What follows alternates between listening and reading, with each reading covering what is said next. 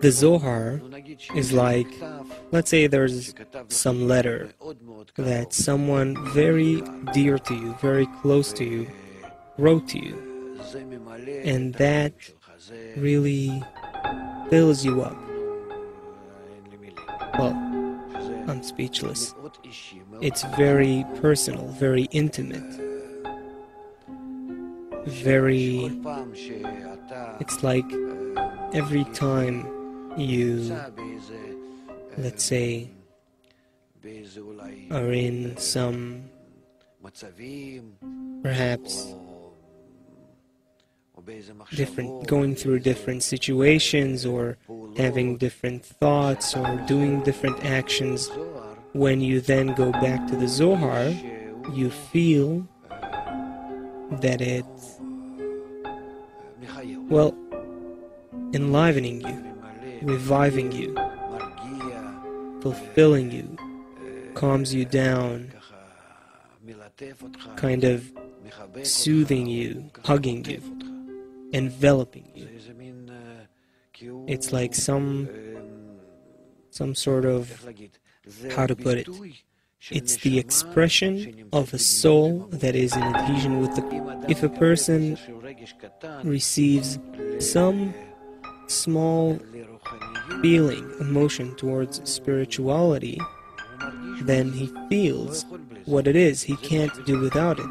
For him, it's like some sort of an inner message. It's like water for a thirsty soul.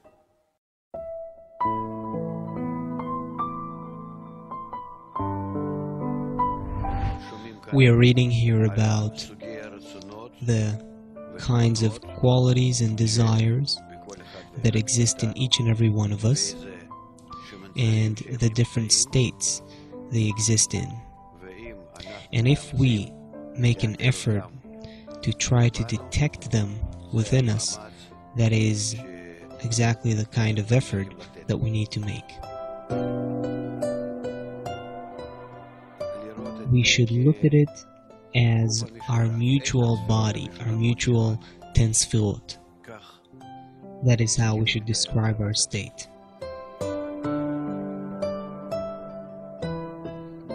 Just like we learned from the authors of the Zohar, they were 10 friends who united as one whole vessel and achieved the correction of all the degrees.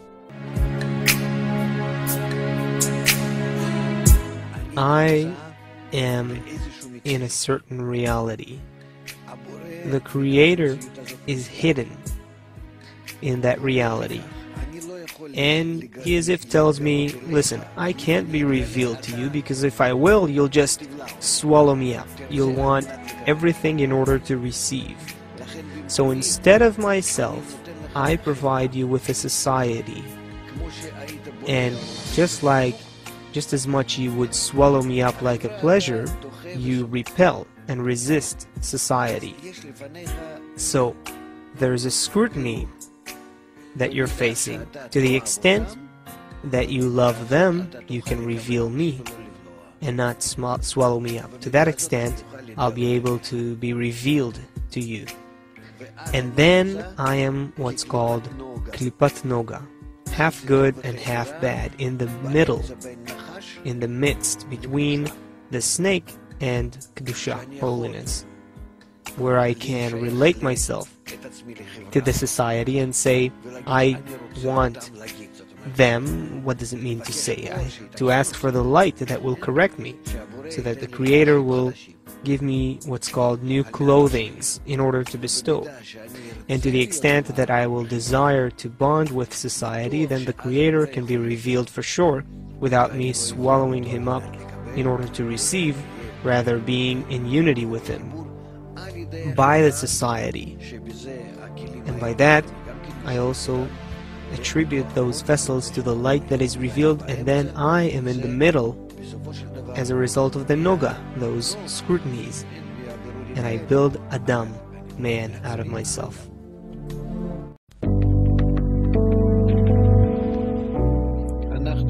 We need to realize that our scrutinies happen within us. Reality is constant, it's unchanging. Reality changes in my consciousness, in my understanding. For instance, now I'm in the world of Ein Sof. Nothing in reality changes. What changes is my perception, my sensation, my awareness, my understanding, my values, what we call heaven or hell, or good things or bad things, and all the terms the Zohar mentions, like judgment and so on. These are all discernments that I go through in my relation to a static, constant, fixed picture. It's called I, the Lord, do not change. So everything depends on our qualities, on our perception, on our values with respect to what's called Ein Sof, the Creator, the light, bestowal. So this is why everything depends on education, on the society that will help me change my foundations. This is how I better determine my relation, my attitude to the constant reality. The faster I can change my values, my inner data, the faster I can shift myself. If we are reading about how the light operates, that's enough for us. Look, a child is among the grown-ups, at home or in some other place. What does he really understand about how they behave, why, what is their world? For him, it's all a secret. It's a real secret.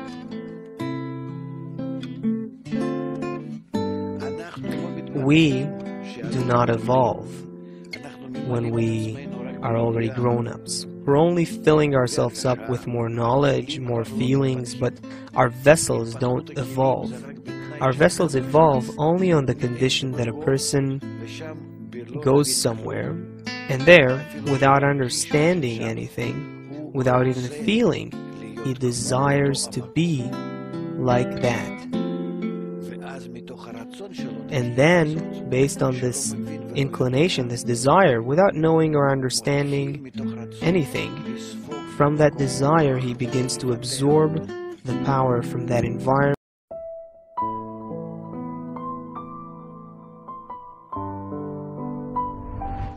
We are reading here about the kinds of qualities and desires that exist in each and every one of us, and the different states they exist in. And if we make an effort to try to detect them within us, that is exactly the kind of effort that we need to make. We should look at it as our mutual body, our mutual 10 sefirot.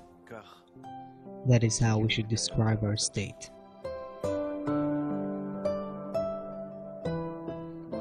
Just like we learned from the authors of the Zohar, they were 10 friends who united as one whole vessel and achieved the correction of all the degrees.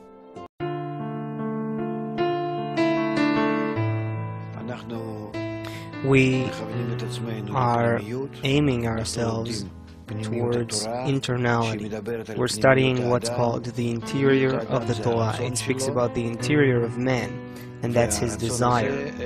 And that desire is where all those forces that we're talking about. And those forces were formed within the desire by the influence of the light. And although we have all these forms opposite to the Creator, in Him all those forms are in a different way of bestowal. And in us these forms are in a form of reception. But we want to detect, to identify the same forms, one corresponding to the other. And by longing or detecting these qualities, it's as if I push myself to the higher level, where I discover myself, my soul.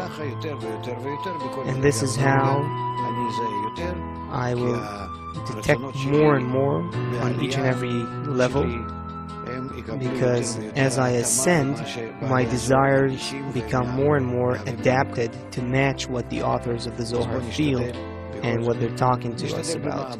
So let's try with our effort. Kenyer from Miami is asking, while I'm reading the Zohar, I'm always fighting my mind that pushes me and drives me away from the lesson. How can I focus on the lesson and forget about my thoughts? You know, it's like you sit in front of a person who talks against you. Well, sometimes it happens at home, right? There's no family where it doesn't happen. And it should be like that, because it's based on creation. So, imagine yourself. You sit in front of your lady and she tells you how wrong you are. This is wrong and that is wrong and I don't want this and I don't want that. And you sit there with an intention that, yes, I need to correct myself. Yes, she's right. This is true. I agree, and so on and so forth. And you have to maintain that. And the ego that is not corrected doesn't want to listen to that. And it doesn't agree. And you're saying, okay, I understand this is my ego, but I must listen to her, I need to love her, because she really points to what I need to correct, and so on and so forth. Now, describe that situation and put more and more details into this, to the point where you see that it is really worthwhile for you to sit there and listen to each and every word of the Zohar. So, this isn't pleasant? Correct. You're not interested? Correct. Of course, straightforward. Because the Zohar awakens this resistance, and this is what it's supposed to do. This is what the Zohar itself does. It is the light that influences you, working on you, and showing you how wrong you are. So, be happy and desire to cling to this. Start working with what awakens in you against yourself. This is very important. And make some exercises with your lady at home. Seriously. After that, your work with the Zohar will seem much easier. Moshe from Mexico is asking, I know that I need to feel the Zohar, and whatever I understand is actually just for the ego in order to cheat the body. What do I give the friends when I read the Zohar, if at all? You give your effort to the others. You also show them want to extract everything from each and every word. If the person doesn't want to put the effort into listening and reading and everything, he's weakening the others, and he'll be punished for it. It'll be harder for him. We have to realize this very well. I'm in a boat, and I'm either drilling a hole or not. As much as I can, I must work with the text. That's how the general boat moves forward. And as much as it's hard, and the more I make an effort, despite the difficulty, I add to everyone's effort. And then it all comes back to me. So the more I influence them, the more I give to them, the more I benefit. So the more difficulty you feel, the better. The commitment, the arvut, the mutual guarantee that we give to each other must oblige you. How else? Because if I sit and read for myself, then it won't help me. I need an environment. So it's not just my effort. We are all drawing the light that reforms. We want to draw it into us, and by that, our boat will advance to the goal.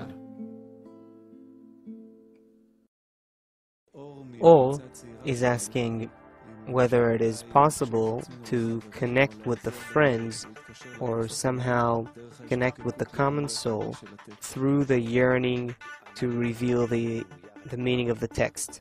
Yes, if all of the friends together desire to discover the interior of the text, then it'll be revealed. It will be revealed. What I need is to simply really strongly desire that this will happen with all the friends. What does it mean between the friends? I approach the parts of my soul that seem foreign to me, and I try to awaken them. You are a part of me, but I cannot influence you on my own. I can't. We're separated. There's a lack of access. There's no access. Let's say there is a part, an area in my foot that I need to resuscitate, but I can't access it. What can I do? So I search for a way to influence you, to awaken you, so you will be a part that lives. But when you start living, it was actually done by me. So it belongs to me now. And this is how I relate to the entire creation to myself. And everyone does that with respect to all the others. You basically regroup the others to yourself. So it turns out that you don't love others or bestow upon others. You actually relate to yourself, to your own parts, in the correct egoistic way. You later discover that they're all yours.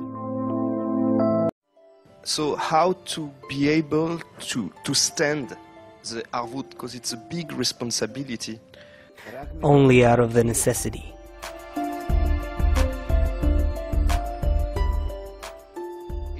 If I know that I cannot attain spirituality without the mutual guarantee, the arvut, then I'll want it. And again, this too is brought to me by the light that reforms. The surrounding light is what fixes everything. Therefore, look at how many Kabbalists wrote about the Zohar. They wrote that you don't need anything but sitting and reading, and it will influence you. You'll suddenly discover that you're changing. How? I just read 20 pages. Correct. By reading 20 pages, it influences you. You've changed. You read more and you change more. That's how it is. I'm telling you that from experience. This is a book that contains the greatest light that reforms you. It is written here in the Zohar when the Creator loves man. And the Creator, as we understand, is the good that does good. He is absolute good that is always good. So how do we interpret this? Well, it is written that the Torah spoke in the language of people. What does it mean? Some people who interpret it literally will tell you that what the Torah says is what it says. It speaks to us in way of legend or stories, and that's it. That's how we should interpret it.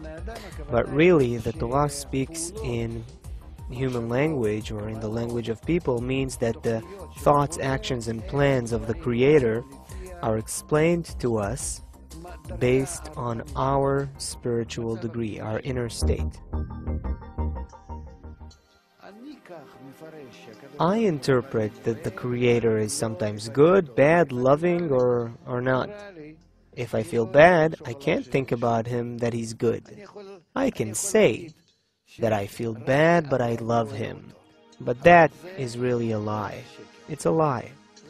It's just something I say on the outside, outwardly. People on the street think that if a person suffers greatly and yet prays a lot, despite the suffering, then he's a righteous. This isn't called righteous. If a person practically feels suffering, then he cannot be what's called righteous. A righteous is one who feels good. That's it. He can't feel bad and justify the Creator when feeling bad, because the feeling itself is the thing that testifies on who you are, what you are. I am receiving an additional will to receive so that I'll rise to the next degree, and therefore I feel that the Creator is not right, that He's wicked, so I'm called wicked too because I say that He's evil. Why? Because I have an uncorrected will to receive, and that makes me feel darkness and unpleasantness, and it's a must. So because of my uncorrected will to receive, I can't justify Him until I correct my will to receive, and the moment it is corrected, I'll be called righteous.